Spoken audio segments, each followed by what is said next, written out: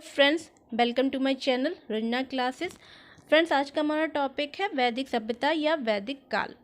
इस वैदिक सभ्यता से संबंधित इस प्रैक्टिस सेट में फ्रेंड्स मैंने प्रश्नों को कुछ इस तरह से सेट किया हुआ है कि एक ही प्रश्न अपने साथ बहुत सारे प्रश्नों को कवर करेगा। और ये जो सारे प्रश्न हैं वो सारे एग्ज़ाम जैसे like TGT, PGT, LT grade, GIC, assistant professor आदि सभी एग्ज़ाम के लिए बहुत ही इम्पोर्टेंट या महत्वपूर्ण होने वाले हैं। तो आइए वीडियो को स्टार्ट करते हैं।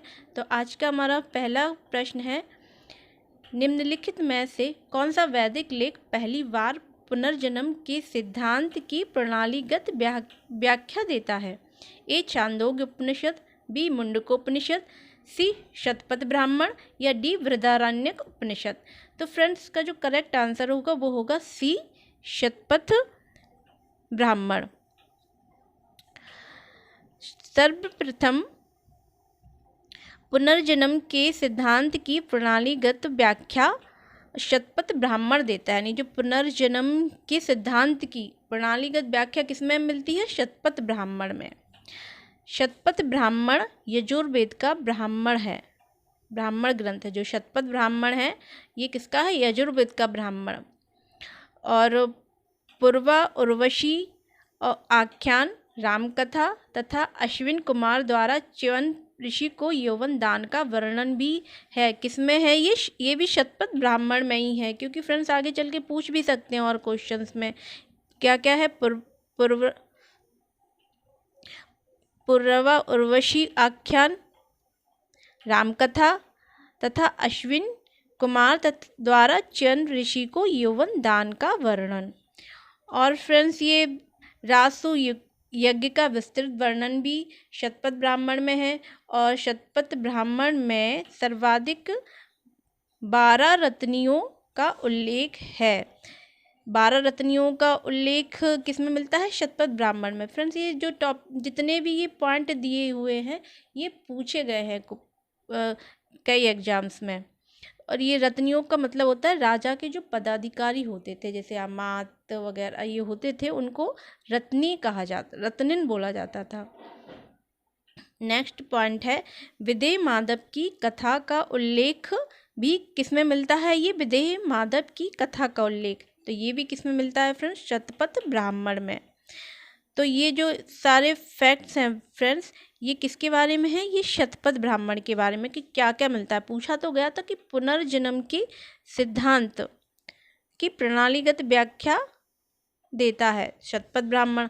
इसके साथ साथ और भी जो इम्पोर्टेंट फैक्ट है शतपथ ब्राह्मण के बारे में उन्हें भी हमने डिस्कस कर लिया। नेक्स्ट क्वेश्चन है,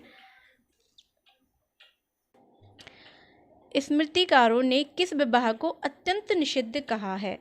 ए अनुलोम, बी प्रतिलोम, सी सहजाति या डी सगोत्र। यानी इन चारों विवाह में से अत्यंत निषिद्ध यानी जो सही नहीं माना है, किस विवाह को नहीं माना है?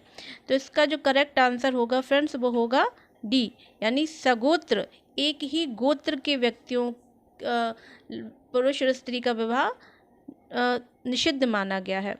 अभी हम देख लेते हैं अनुलोम विवाह, प्रतिलोम विवाह क्या होते हैं। तो अनुलोम विवाह वो होता है जिसमें उच्च वर्ण के पुरुष का निम्न वर्ण की कन्या के साथ विवाह, उसे क्या कहते हैं फ्रेंड्स? अनुलोम विवाह। और प्रतिलोम यानी उसे वो सही नहीं मानते, इसलिए अनुलोम। उच्च वर्ण का पुरुष होगा, निम्न वर्ण की कन्या होगी तो वो अनुलोम होगा। और उसका उल्टा कर दीजिए, निम्न वर्ण के पुरुष के साथ उच्च वर्ण की कन्या से विवाह, इसे प्रतिलोम विवाह कहते हैं। एक क्वेश्चन इस पर ये बना है फ्रेंड्स कि अगर निम्न वर्ण के पुरुष का उच्च वर्ण की कन्या के साथ ये जो प्रतिलोम विवाह होता है तो उसकी जो संतान होगी उसे मतलब कैसा स्थान दिया जाएगा समाज में? तो स्त्री और पुरुष से भी निम्न स्थान उसे दिया जाएगा। दोनों का स्थान है, उससे भी निम्न स्थान उसकी संतान को दिया गया है। और ये जो अनुलोम और प्रतिलोम विवाह है फ्रेंड्स ये पहले चलते थे लेकिन गया है। तीसरा है सगोत्र, यानी समान गोत्र प्रवर तथा पिंड में विवाह करना, जिसे कि निषिद्ध माना गया है। ये जो सगोत्र विवाह है इसे निषिद्ध माना गया है। नेक्स्ट है स्मृति ग्रंथों में 8 प्रकार के विवाह का वर्णन है। कौन कौन से हैं वो 8 प्रकार के विवाह? फर्स्ट है ब्रह्म, दूसरा दैव, तीसरा आर्ष और प्रजापत। और ये जो 4 विवाह हैं फ्रेंड्स, ये प्रथम जो 4 विवाह हैं ये प्रशस्त यानी इन्हें सही माना गया है। प्रसन्नता योग, प्रशस्त का मतलब होता है प्रसन्नता योग, इन विवाह को माना गया है। और 5वां है असुर, गांधर्व, राक्षस और पैशाच, इन्हें अप्रशस्त कहा गया है, मतलब ये सही नहीं माने गए हैं, ये गलत तरीके से किए जाते हैं। तो हमारा नेक्स्ट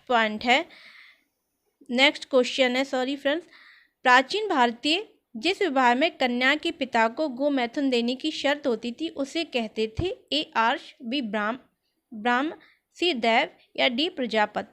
तो ये जो विवाह में कन्या के पिता को गोमैथुन या एक गाय और बैल की जोड़ी देने की जो शर्त होती थी वो होती थी फ्रेंड्स ए आर्ष में। और ये जो 2 विवाह हैं ब्राह्म और दैव, इन्हें आदर्श विवाह की संज्ञा दी गई है, श्रेष्ठ माना गया है, क्योंकि इन पर भी क्वेश्चन आए हैं कि किन्हें आदर्श विवाह माना गया है या श्रेष्ठ माना गया है।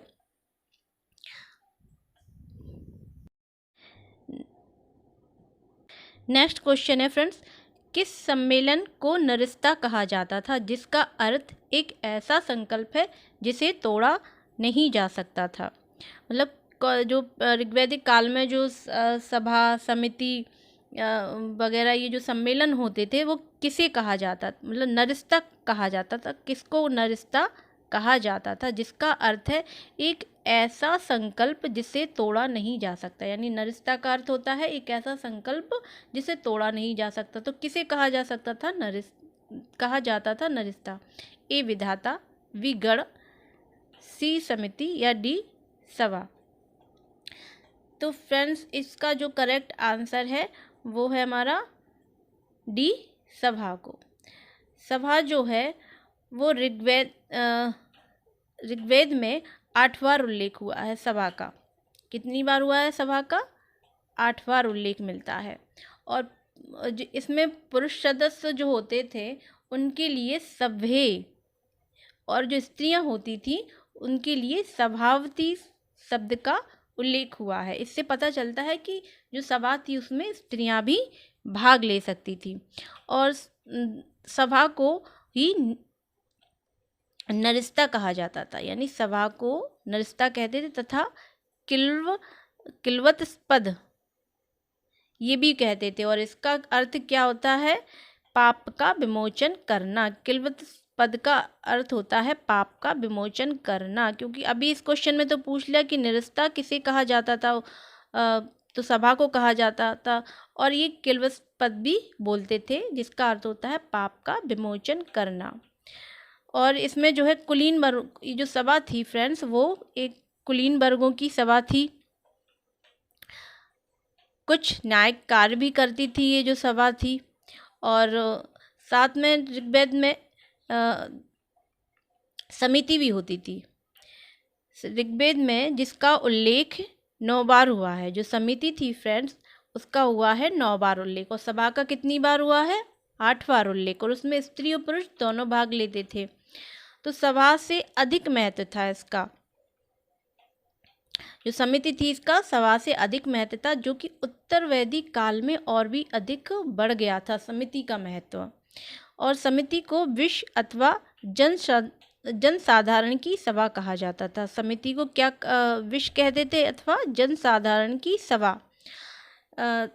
और जिसकी तुलना अभी जो वर्तमान में हमारी लोकसभा है फ्रेंड्स उससे की जाती है। समिति की तुलना किससे की जाती है? लोकसभा से। और फिर आता है गण। तो गण एक जनसभा थी जिसमें कुलीन लोग शामिल थे। इसके मुखिया को गणपति कहा जाता था। नेक्स्ट है परिषद।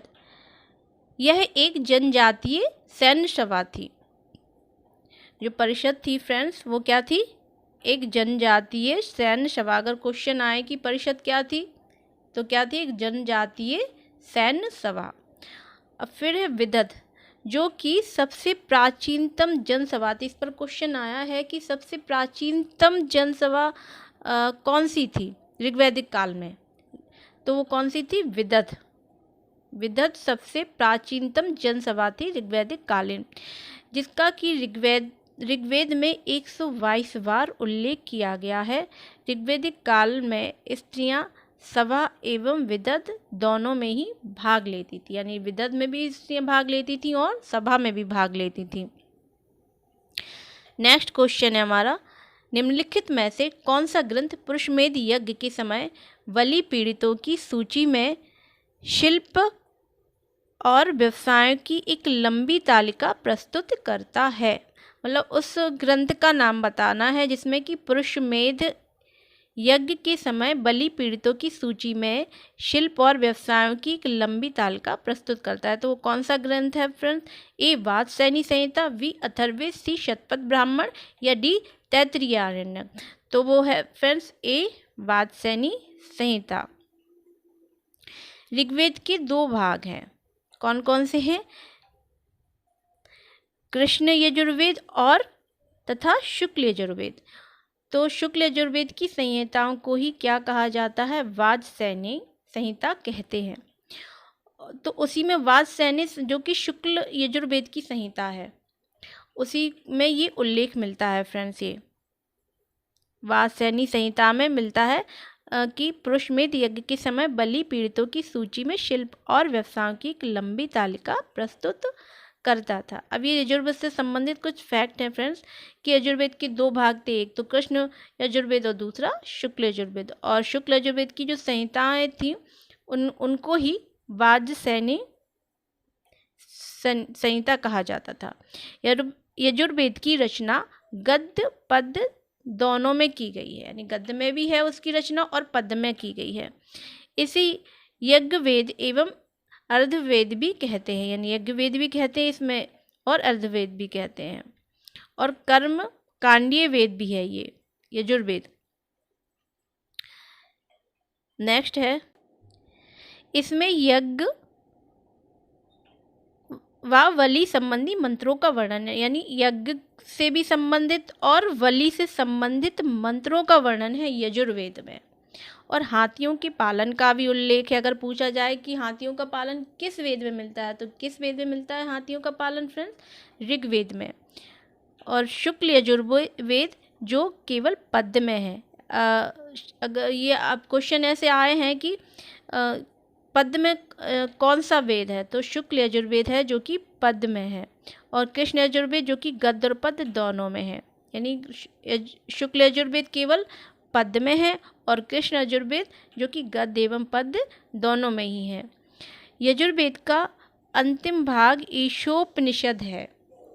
यजुर्वेद का एक अंतिम भाग है जो कौन सा है? ईशोपनिषद, जिसका संबंध याज्ञिक अनुष्ठान से ना होकर, यानी अभी तो ये जो सब ये है इन सब में याज्ञिक अनुष्ठान के बारे में यजुर्वेद में, लेकिन जो इसका अंतिम भाग है ईशोपनिषद, जो याज्ञिक अनुष्ठान से संबंधित नहीं है, बल्कि किससे संबंधित है फ्रेंड?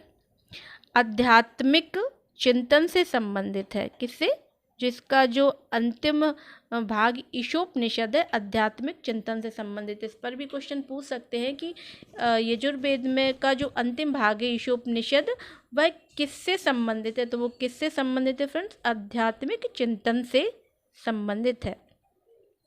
नेक्स्ट क्वेश्चन है हमारा, सर्वप्रथम किस ग्रंथ में हिरण्यकार शब्द मिलता है? ए ऋग्वेद, बी सामवेद, सी यजुर्वेद या डी अथर्ववेद। तो फ्रेंड्स जो यजुर्वेद है उसी में हिरण्यकार शब्द का सर्वप्रथम प्रयोग शब्द मिलता है। और भाग, भोग तथा हिरण्यकार एक क्या थे? ये हिरण्यकार जो शब्द बोला गया है ये एक कर था। तो भाग, भोग तथा हिरण्यकार एक प्रकार के कर थे जिन्हें ऋग्वैदिक काल में बलि कहते थे। तैत्तिरीय संहिता में ऋण के लिए कुसीद तथा शतपथ ब्राह्मण में कुसीदिन शब्द मिलता है। तो फ्रेंड्स ऋण के बारे में भी ये क्वेश्चन आया है कि कौन सी संहिता में ये कुसीद शब्द आया है? तो कौन सी ये कुसीद शब्द किस संहिता में आया है फ्रेंड्स? किस ब्राह्मण में आया? तैत्तिरीय संहिता में। और अगर कुसीदन भी पूछ सकते हैं कि कुसीदन शब्द किस में मिलता है, तो वो शतपथ ब्राह्मण में मिलता है। आज का हमारा ये जो आज की हमारी क्लास है वो यहीं पर समाप्त होती है। आज की हमारी क्लास आपको कैसी लगी, आप ये हमें कमेंट करके ज़रूर बताइएगा। और अगर आपको वीडियो अच्छा लगा हो तो लाइक, शेयर और हमारे चैनल को सब्सक्राइब ज़रूर कर लीजिए। Thank you friends.